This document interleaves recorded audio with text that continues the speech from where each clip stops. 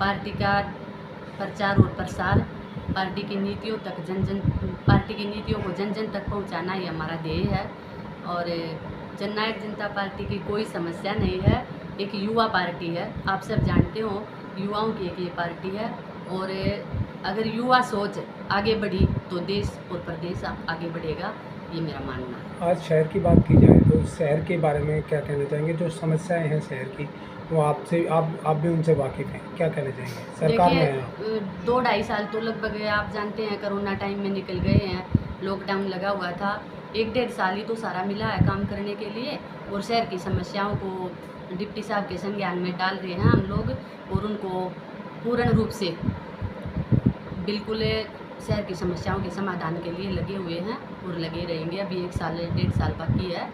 शहर की हर समस्या से निजात दिलाने का हमारा उद्देश्य है। कारण क्या रहा?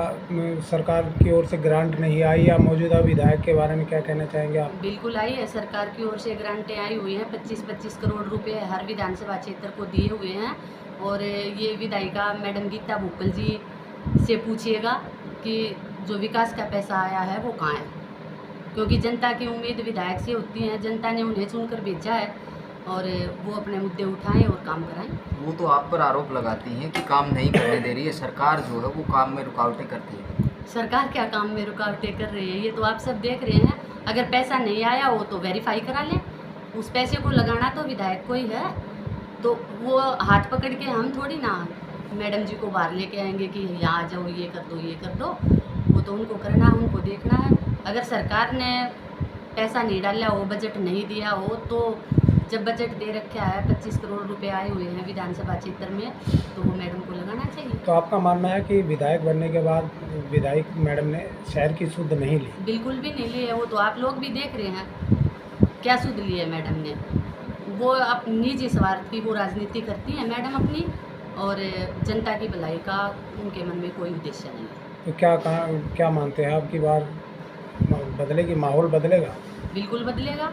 अब की बार जननायक जनता पार्टी का हमारा जो यहाँ से कैंडिडेट होगा उसको जनता आशीर्वाद देगी। किस प्रकार से बदलेंगे माहौल? किन किन किन मुद्दों पर आप चर्चाएं करेंगे, किन मुद्दों पर लेकर बीच में जाएंगे? क्योंकि कांग्रेस की भी आज हाथ से हाथ जोड़ो कार्यक्रम जो है वो लगातार जो है लोगों के बीच जा रहे हैं, और हाथ से हाथ जोड़ो कार्यक्रम को सफल बनाने का प्रयास कर रहे हैं। हाथ से हाथ जोड़ो कार्यक्रम जो उनका चल रहा है, मैं तो यही कहना चाहूँगी संजय जी कि जब हाथ विकलांगी हो जाएगा, जब फ्लैश हो चुकी है कांग्रेस पार्टी, हाथ रहेगा ही नहीं, विकलांग हो जाएगा, उठने से मना कर देगा, आगे बढ़ने से मना कर देगा, तो कैसे हाथ से हाथ मिलाएंगे?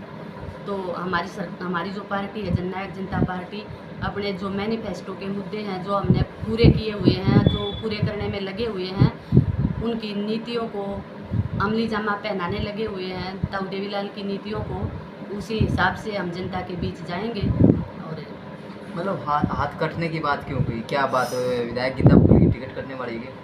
विधायक गीता भुक्कल की टिकट तो कटी हुई है। जब आप देख रहे हैं रोज जूता बज रहा है कांग्रेस पार्टी में, किरण चौधरी अलग से बैठ जाती हैं, सुरजेवाला जी अलग से बैठ जाते हैं, भूपेंद्र हुड्डा जी अलग से बैठ जाते हैं। जब हम घर में ही अपनी नहीं कुछ कर रहे हैं तो प्रदेश के लिए क्या करेंगे? झज्जर में भी ऐसा है क्या?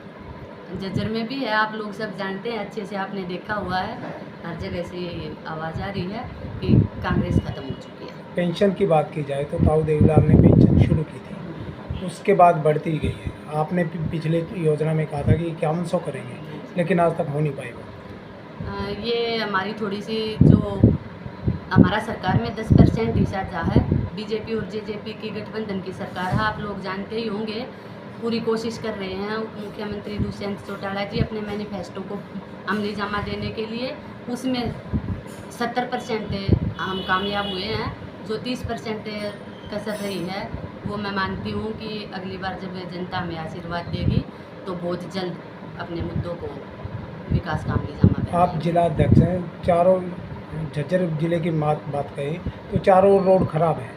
बादली हल्के की बात की जाए तो जब बादली हल्के के लोग धरने पर बैठे थे तो रोड का काम शुरू है उनका। आप बहादुरगढ़ रोड भी, आप जहाँ पे रहते हैं, उसके बारे में क्या कहना चाहिए? बहादुरगढ़ रोड का आप देख रहे हैं, सीवरेज जो थे वे बिल्कुल ब्लॉक हुए पड़े थे, नालों की कभी सफाई नहीं हुई थी पीछे। और जैसे ही उप मुख्यमंत्री जी के संज्ञान में ये आया तो उन्होंने रोडों का पैसा अलॉट किया हुआ है, सीवर लाइन निकाल के दोबारा से नई डाली है, तो धीरे धीरे काम चालू हो रखा है, जल्दी हो जाएगा।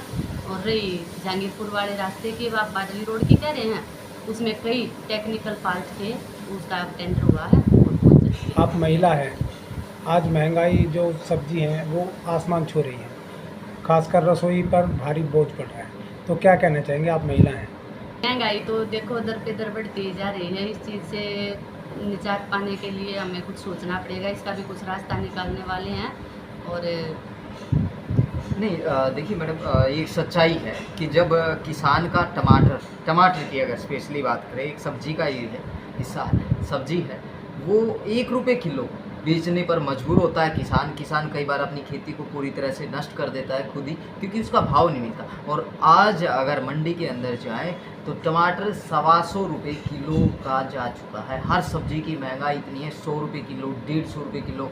और किस प्रकार से जो घर खर्च है वो ही नहीं चल पाता। अब इस महंगाई में लोग सब्जी खाएंगे या लाल मिर्च की चटनी बना देंगे? देखिए, ये थोड़ा आप जानते हैं मौसम की वजह से भी हुआ है, बारिश की वजह से किसान की खेती पर असर तो पड़ता ही है। तो जो बर्बाद हुई है हमारी सब्जियों की जो फसल है, उसी वजह से अगर चीज़ थोड़ी है तो उसमें भाव ज़्यादा लग जाता है, ये तो आप मानते हैं ना। बाकी ऐसा कुछ नहीं है।